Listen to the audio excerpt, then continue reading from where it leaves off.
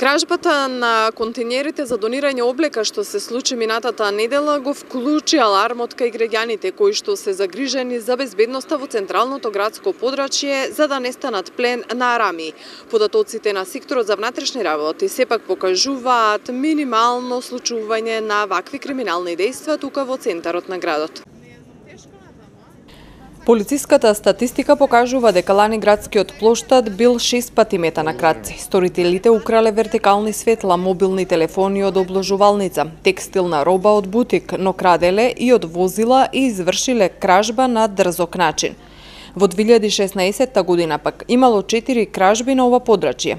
Од СВР Струмица велат дека таа година имало тешка кражба на дрзок начин, кражба на велосипед, на мобилни телефони и кражба од возила.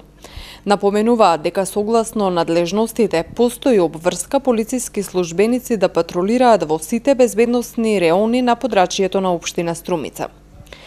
Инаку од организацијата Агра која ги постави контејнерите за облека, веднаш по кражбата рекоа дека се згрозени од чинот, пред се заради досегашната голема дарежливост на струмичани.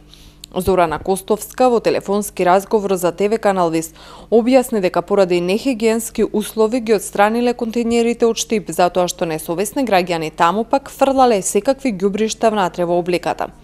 Собраната облека со комбиња Агра ја донира во најоддалечените села кај луѓе на кои, како што велат, секоја помош им е неопходна.